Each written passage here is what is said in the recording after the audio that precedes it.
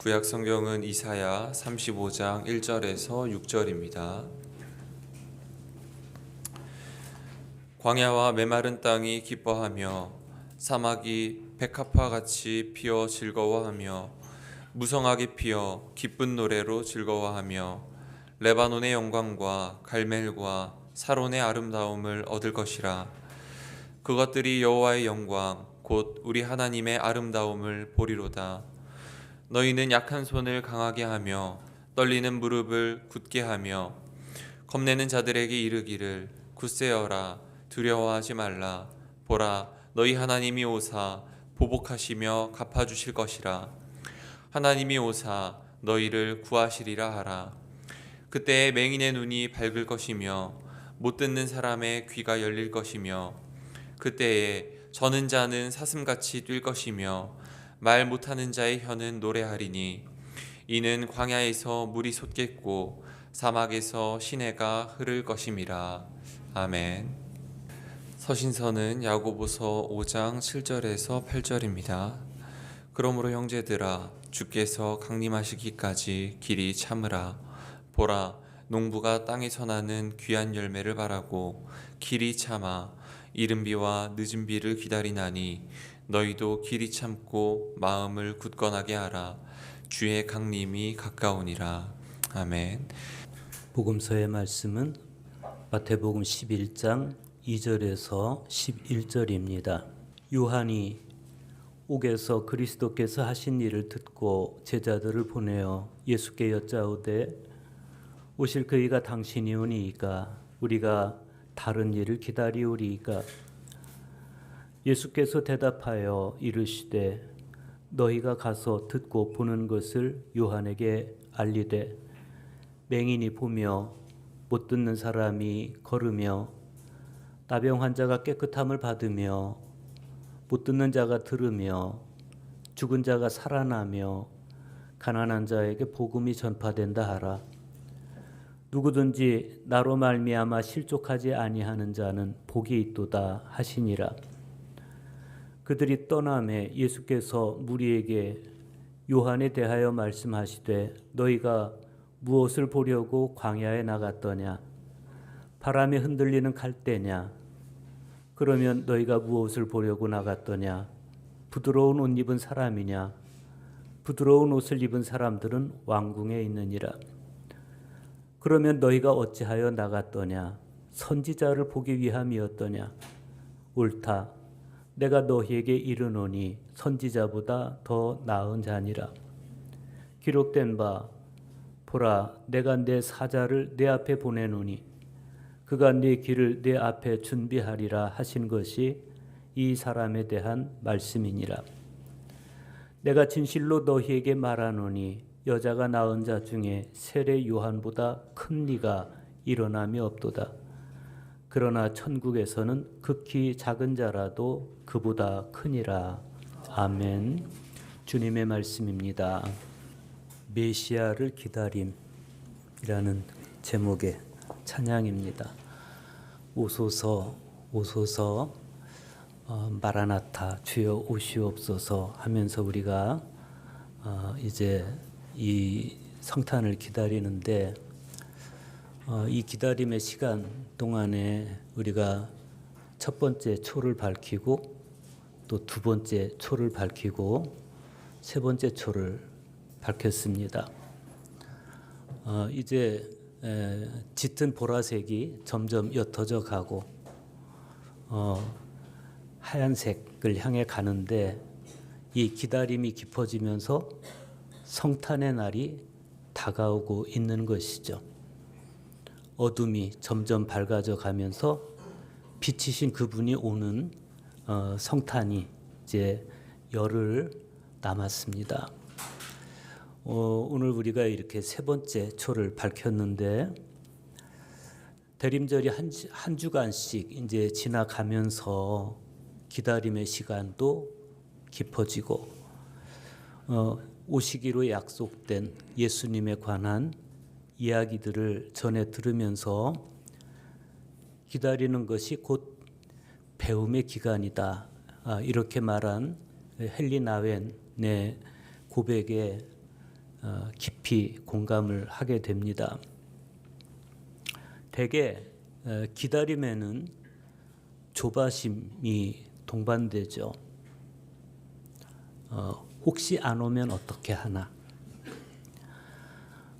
이 기다림이 의미 없이 끝나는 것은 아닐까 하면서 기대만큼 초조함도 내면에 피어오르는 것이 기다림입니다. 그런데 헬리나 외는 영원한 계절에서 이 기다림이 의미 없이 끝나는 것은 아닐까라는 조바심에 대해서 이렇게 단언합니다. 나는 그렇게 생각하지 않는다.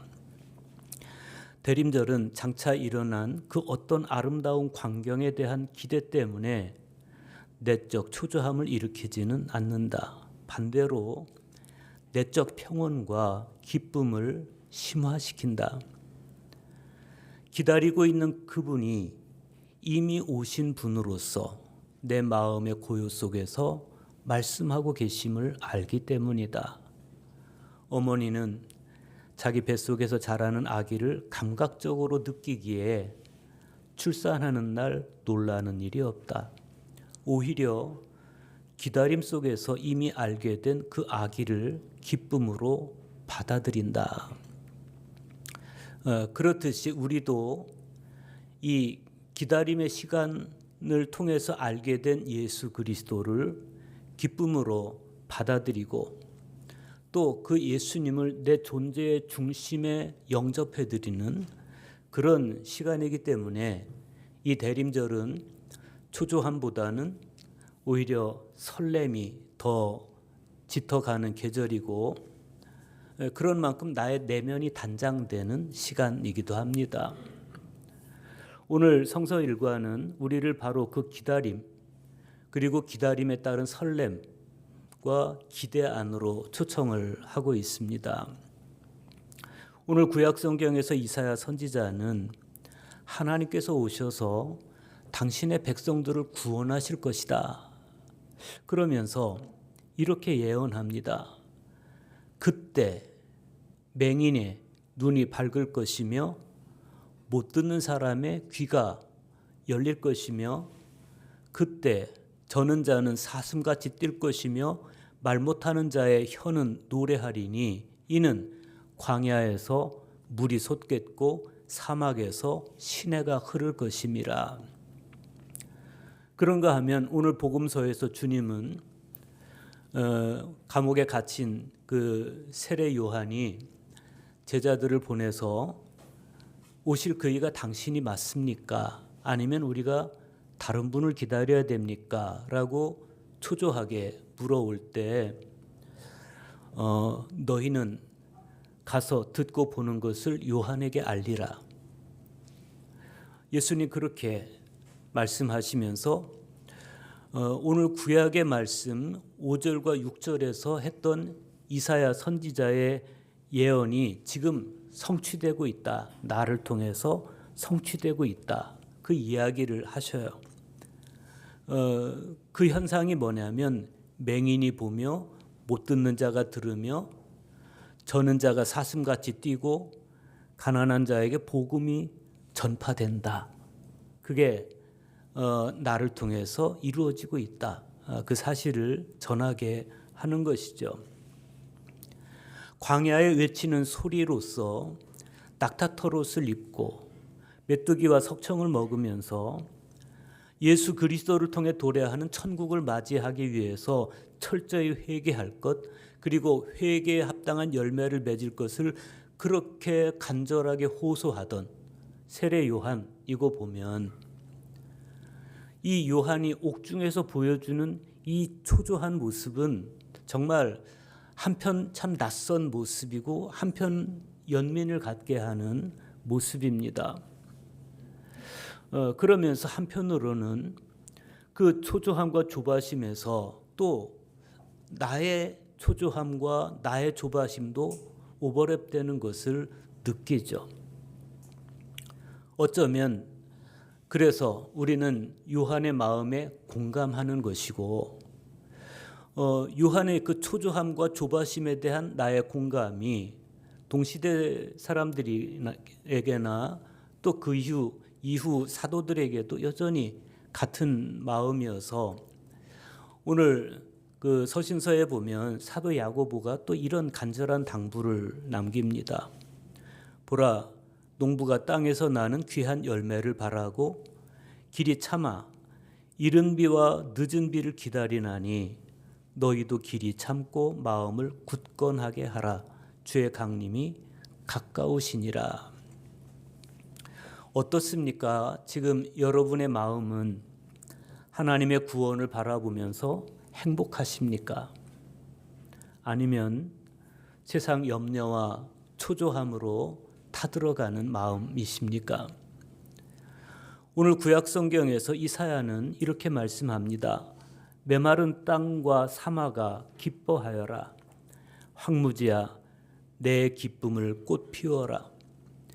백합처럼 활짝 피어라. 기뻐 뛰며 환성을 올려라. 황무지도 레바논의 영광으로 빛나고 가르멜과 샤론처럼 아름다워져 사람들이 야훼의 영광을 보리라. 우리 하나님의 영광을 보리라. 우리는 이 말씀을 읽으면서 이사야 선지자가 사람들에게 희망을 주기 위해서 정말 안간 힘을 다하고 있다는 것을 느낄 수가 있습니다. 이 이사야가 말하는 희망의 근거는 철저하게 하나님께 있습니다. 지금 이스라엘 사람들은 폐허 위에 있습니다. 치열했던 에돔과의 싸움이 그들을 사막 메마른 땅에 궁핍하게 놓이게 하고 말았습니다. 그러나 이사야 선지자는 사막이 백합처럼 피어나는 그 놀라운 이상을 보여주면서 그 가운데 드러나는 하나님의 아름다움을 선포하고 있습니다. 이런 희망은 단순한 충동이나 들뜸이 아니고 철저하게 하나님의 구원에 기초하고 있고 하나님께서 행하시는 구원을 믿음으로써 비로소 우리의 내면 깊은 곳에서 솟구쳐 오르는 그런 의미 가득한 희망입니다.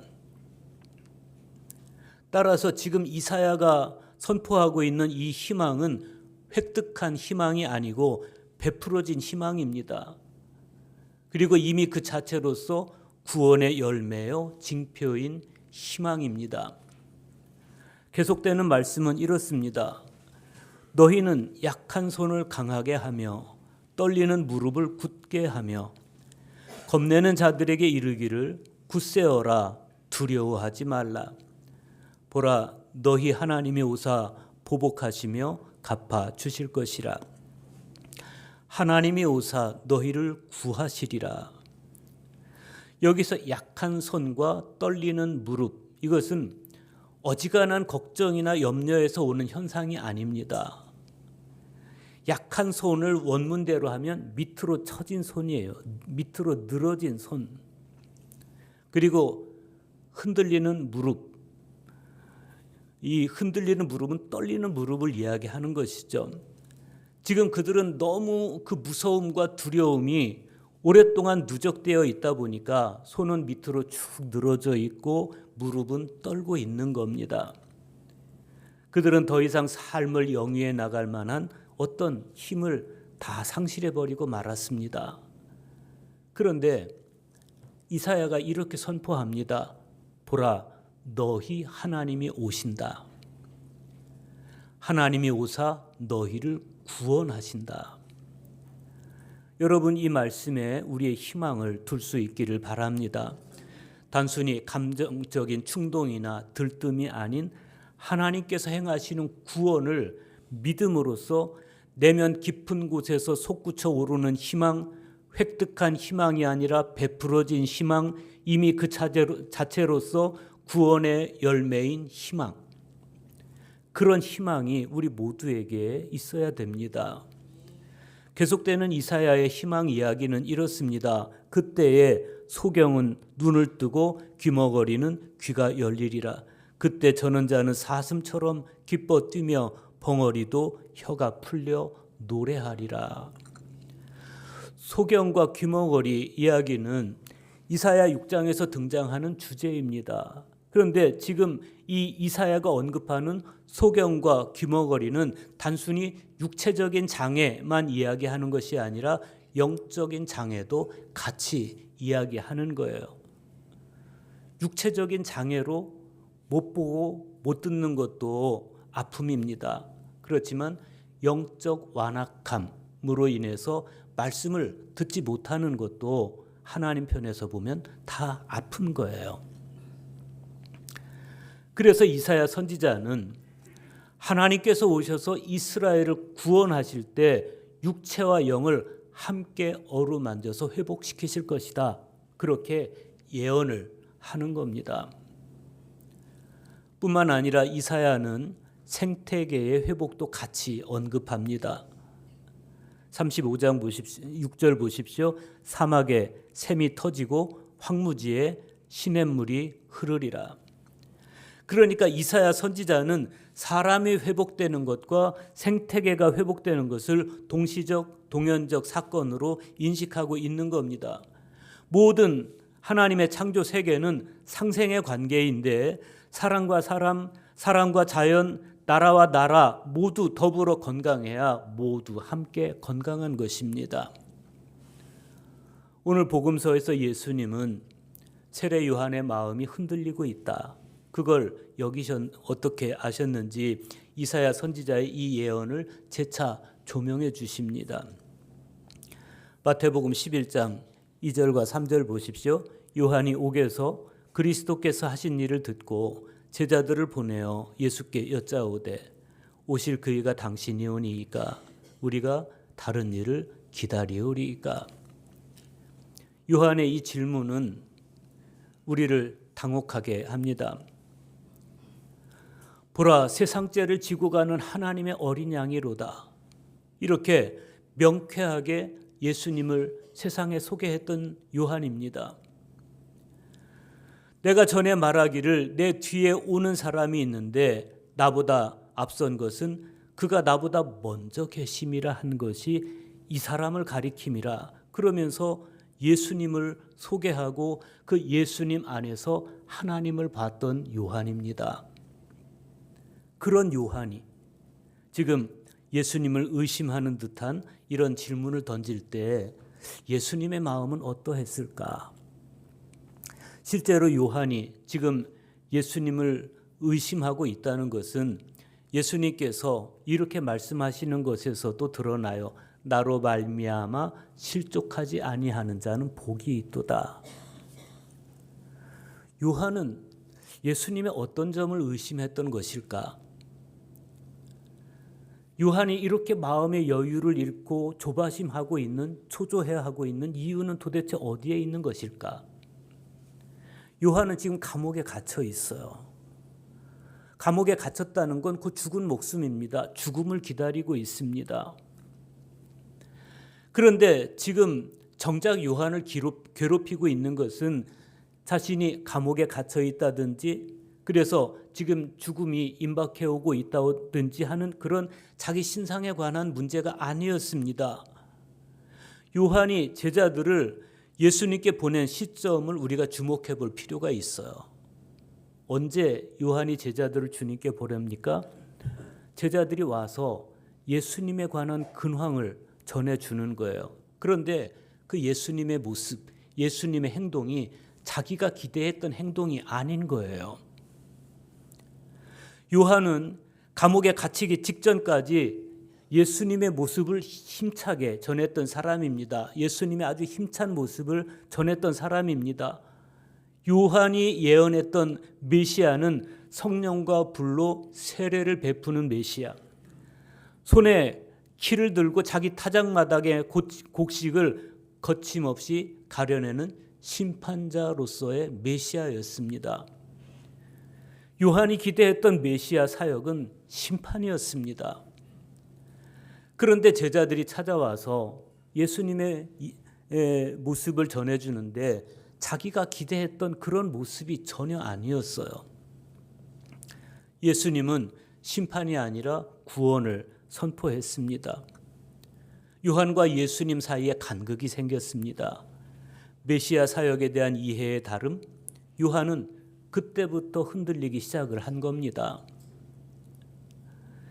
요한의 이런 모습은 우리로 하여금 예수님께 대한 어떤 신앙관, 종교관, 메시아관 이런 걸 미리 구축하지 말고 예수님께로 다가가야 됨을 역설하고 있죠.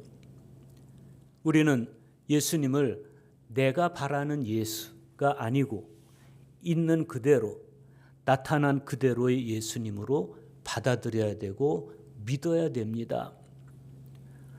분명히 우리 입장에서는 마구간에서 탄생하신 예수, 비천하고 나약한 예수보다는 힘 있는 예수, 능력 있는 예수, 그런 예수님이 더 대하기 편하죠. 우리는 그런 예수님을 원합니다.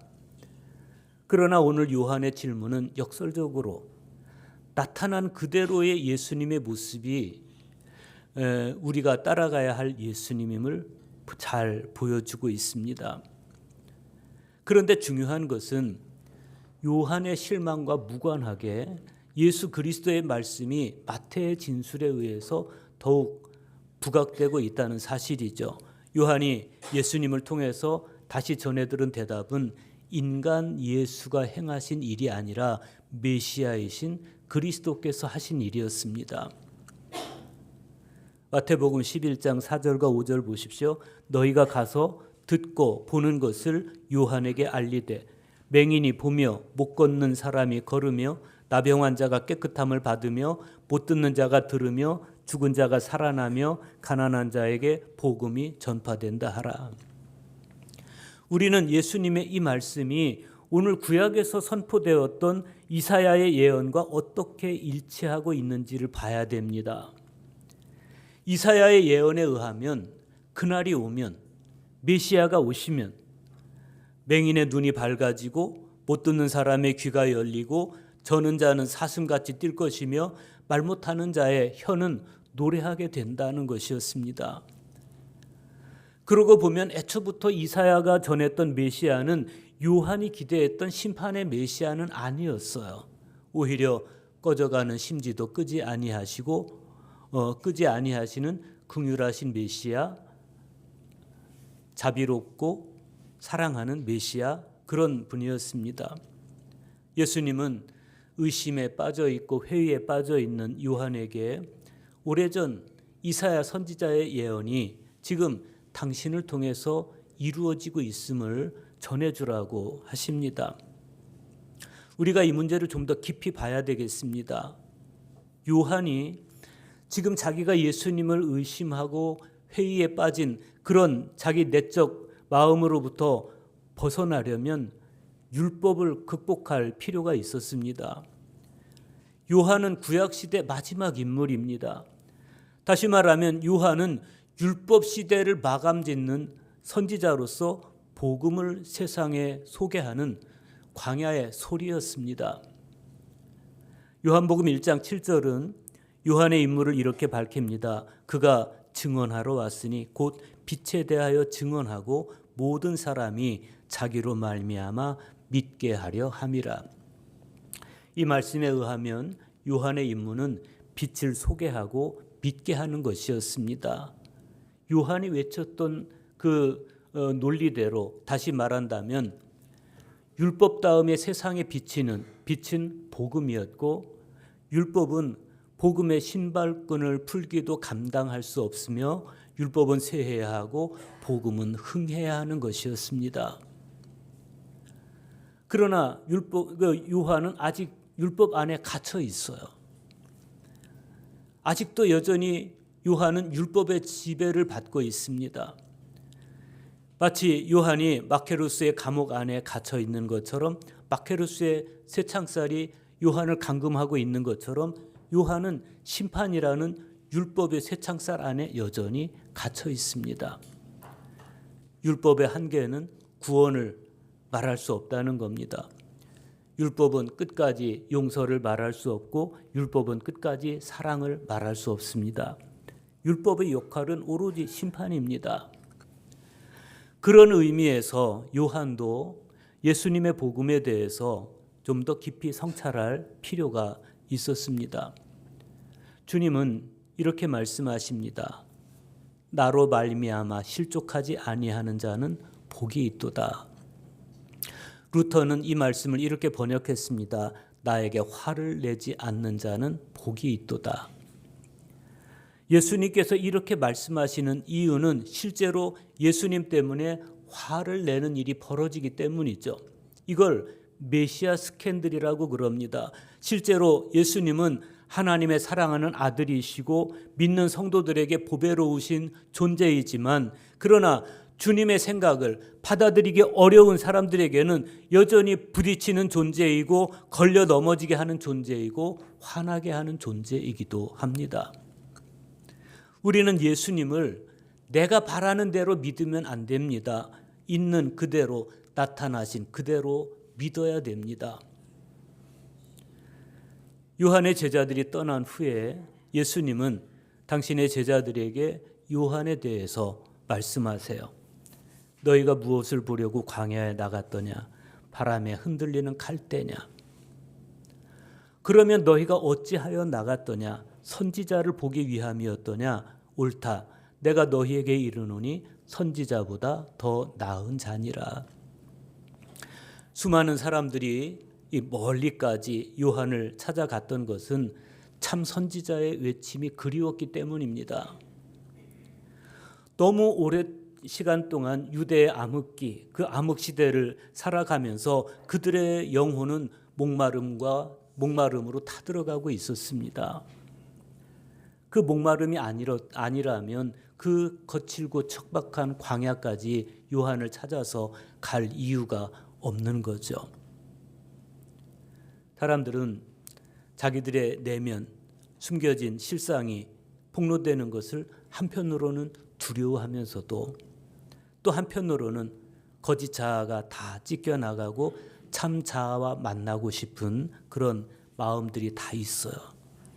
마치 연어가 고향을 찾아가듯이 영혼의 본향이신 하나님을 향하도록 우리가 창조되었기 때문입니다. 그런 면에서 그들은 광야에 참 잘 간 거죠.